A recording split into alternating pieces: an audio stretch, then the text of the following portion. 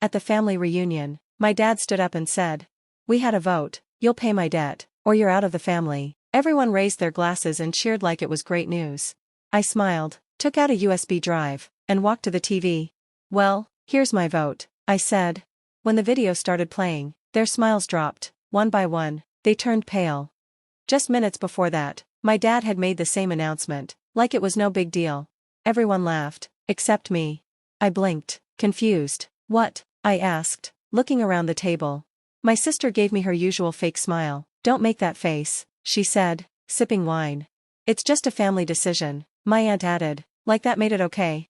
My mom didn't even look up when she said, "You're the only one who can help. It's time you did something real for once." I laughed, but it didn't sound happy. "Something real? You mean besides all the times I already helped?" I almost said more, but held back. "This isn't the time," I told myself. I looked at my dad, hoping for some guilt, maybe a smile, but he was cold. "You've always had money," he said. "We're just asking you to use it for something that matters." My cousin leaned back and said, "It's not like we're asking you to die, just be useful for once." Useful, that word stuck in my head. I looked around the table, not one of them looked uncomfortable. Not even Kelly, who once cried on my shoulder because my brother, her husband, lost all their savings on crypto. Now she looked at me like I owed them. "Wow," I said softly, "you're really doing this." My brother Jacob raised his glass. "It's nothing personal, Mun. It's just what families do." "No," I said, "it's what this family does." The room went quiet, then my mom rolled her eyes. "Stop acting like a victim." I slowly pushed back my chair. "So let me get this straight, you all had a meeting without me and decided I should fix someone else's mess?" My sister grinned. "It's not behind your back if we're telling you now." My dad laughed like it was a joke. I looked around, the food, the drinks, the decorations, they made it feel like a party. Like I should be happy to be there. But I didn't feel honored, I felt used. And the worst part? I realized they'd always been like this. This was just the first time they stopped pretending. I looked at Jacob, still smirking. "You really think I'll just go along with it?" He shrugged. "You always do." I didn't say anything. I reached into my pocket and pulled out a small black USB stick. "Then I guess it's time I show you what I brought." My sister's smile faded. "What is that?" she asked. I walked to the TV, plugged it in. "You said this was a vote," I said. "Well, here's mine." As the video started playing, showing lie after lie, I thought about how we got here. Because it didn't start with a vote, it started years ago, with a phone call at 2 a.m. "Sorry to call so late," my dad had said, "but we're in a tough spot." They always were. First it was the mortgage, then the car, then the water heater. My sister's tuition, my brother's failed business, my cousin's retreat in Arizona. Every month, it was something new, and I always paid. Because that's what they trained me to do. "You're the only one who's stable," they'd say. "You're good with money, you don't have kids, you can help." And if I hesitated, "You wouldn't have this life if it weren't for us, don't be selfish." And for a long time, I believed them. The problems really started when I stopped being invisible. I got promoted, bought a condo, upgraded my car, nothing crazy, just normal stuff for someone in their 30s who worked hard.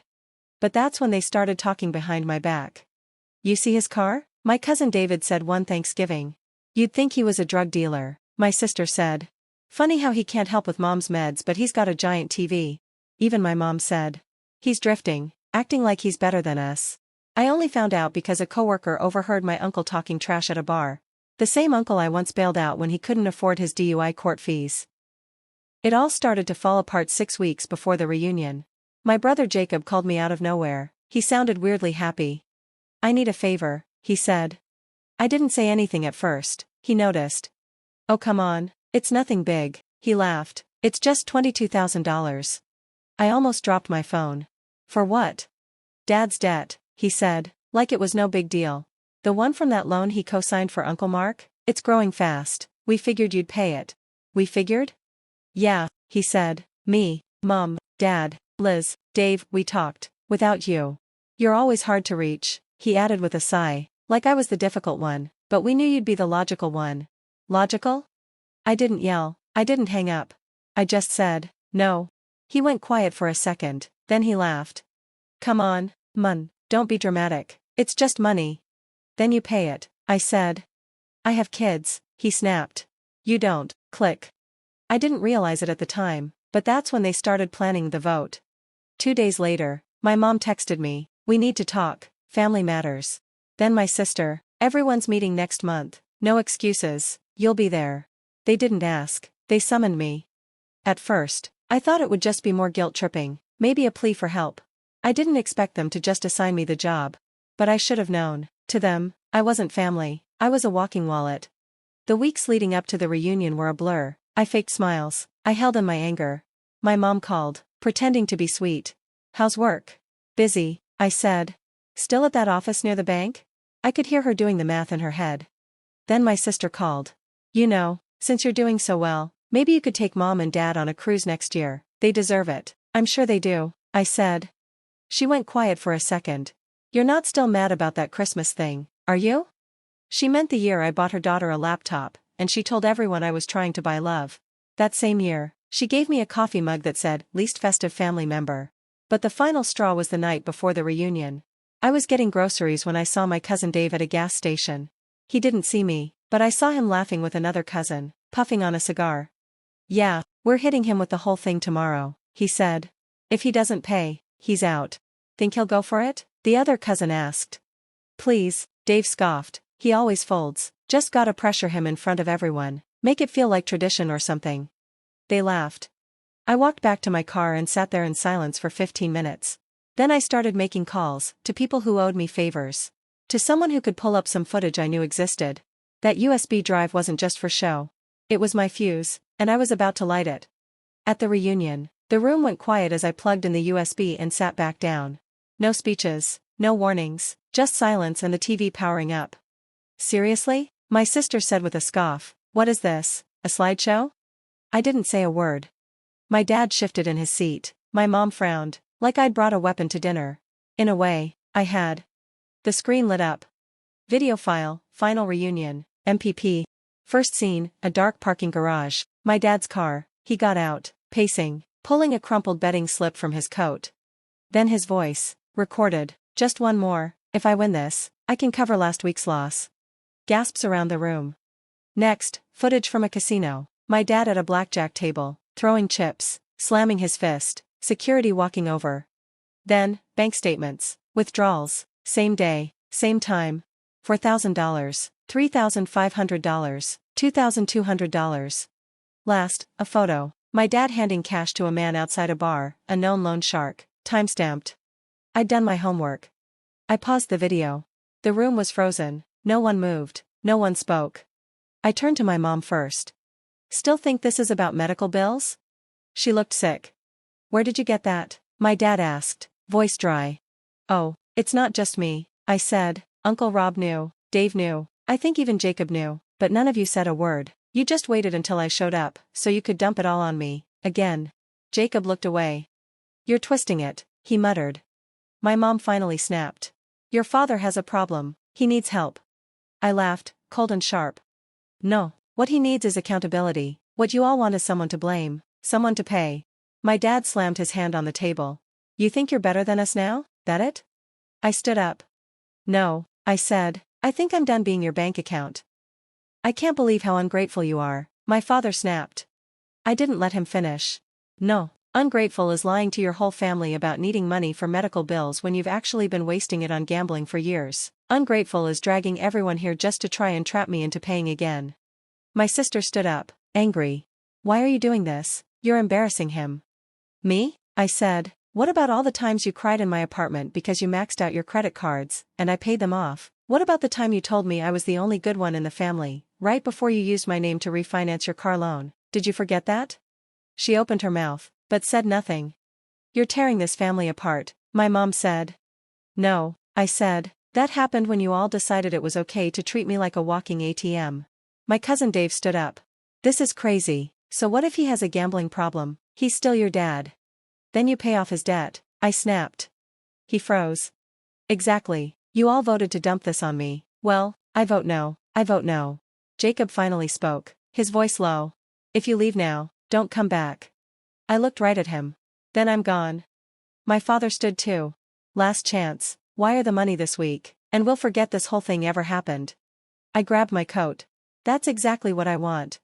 He moved like he might stop me, but something in my face made him hesitate. I walked to the door. As I reached for the handle, my mother said softly, if you leave, don't come back.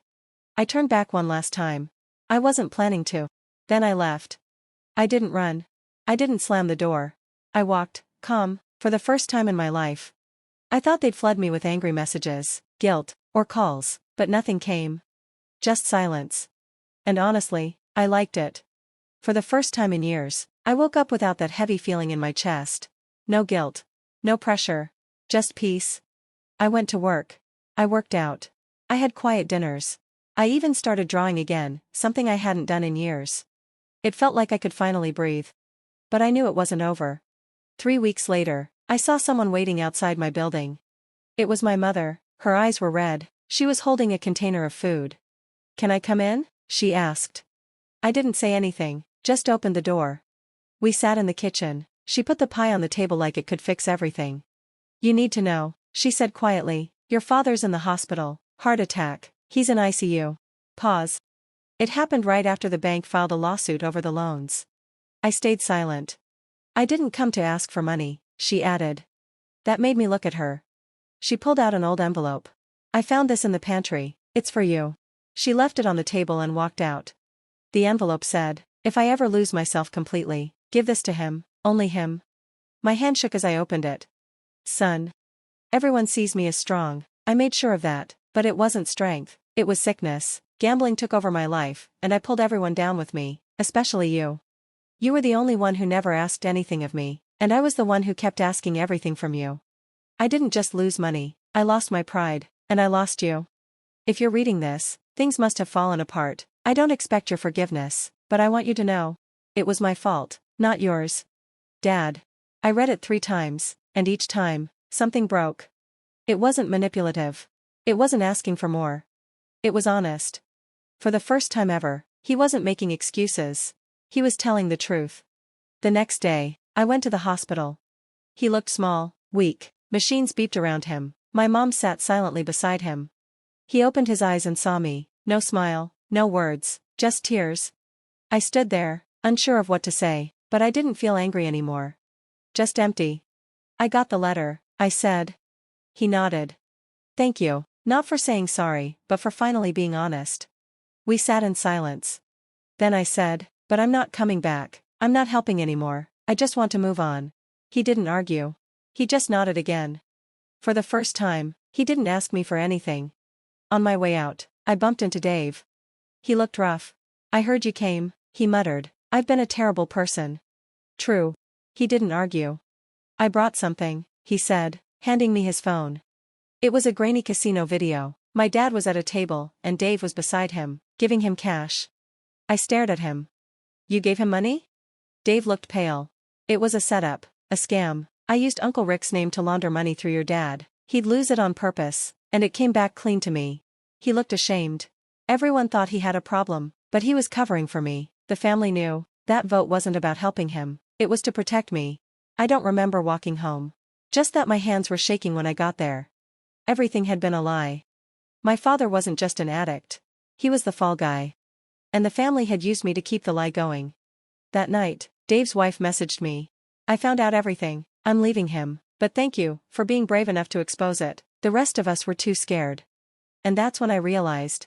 This wasn't just a collapse. It was a cleansing. I hadn't walked away, I'd torn down the rotten structure they'd all been hiding behind. And now, for the first time ever, I could build a real life. On my own. With truth as the foundation. 3 months. That's how long it's been since I walked away. No calls. No texts. No knocks at my door. Not even a happy birthday. Nothing. And it felt amazing. For the first time, silence felt like freedom. I could breathe. I could sleep. I didn't have to worry about who I was disappointing this week. For a while, that was enough. Until last night. Until the knock came. It was late, after midnight. I wasn't expecting anyone. I thought maybe a neighbor or a wrong delivery. I opened the door. And there was Maria, my sister. Her hair was messy. Her makeup was smudged. Her eyes were red, like she hadn't slept in days. I didn't say anything. She just walked in without asking, like when we were kids. But this time, she didn't act superior. She looked broken. "I didn't know where else to go," she said, her voice so quiet. "They cut me off." I leaned against the counter. "Who did?" "Everyone." She dropped her bag and sat down. Dave's divorce went public, she said. Adam took the kids. He sent Mom screenshots of my texts, where I joked you'd probably come back. I didn't react. Dad's under investigation, she added. Some of his gambling accounts were in Grandma's name. That hit hard. Grandma had dementia for the last years of her life. They used her too. I looked at Maria. She wasn't crying. She was empty, like she just realized everything she believed in was fake. I'm not here for money, she said quickly. I know better now. I raised an eyebrow. I came because I wanted to tell you something. She paused. You were right, she whispered. We were awful to you. I was awful to you. I crossed my arms. She stared at the floor. You know the day we voted, the big reunion? I already knew Dad's debt wasn't just from gambling. I knew about Dave. I just didn't care. That stung. A lot. I told myself it was easier to let you carry it, she said. You always did. Why not one more time? She finally looked at me. But when you didn't, when you said no, I hated you for it. I nodded. And now, her voice broke. Now I envy you. She stayed for a while. Didn't ask to crash. Didn't act like things would go back to normal. She left quietly. And I was alone again in the kitchen. But it didn't feel lonely anymore. It felt like something else. Like closure. Like justice. The next morning, I checked my email. There was a message from Adam. The subject, thank you. I never said this before, but I wanted you to know, thank you. Not just for exposing what happened, but for surviving them. I thought there was no way out, that I just had to keep taking it. Watching you leave gave me the strength to do the same. I have full custody now. The kids are doing great. I tell them about you sometimes. They want to meet you, when you're ready. Take your time, we'll be here. I read it 3 times. And each time, I smiled. Because in a house that felt like a prison, I lit the match. And from that fire, someone else found a way out too. Last week, I packed the last of my stuff. Moved across the state. New apartment. New number. Fresh start. No more family dinners filled with guilt. No more fake calls that lead to money requests. No more feeling like a paycheck in human form. I started sketching again. Got a studio space. I'm opening a small show next month. The first piece I finished, a matchstick on black canvas. One word under it, enough. Because that's the truth they never thought I'd learn. Love without respect is nothing. Family without trust is poison. And saying no isn't selfish, it's freedom.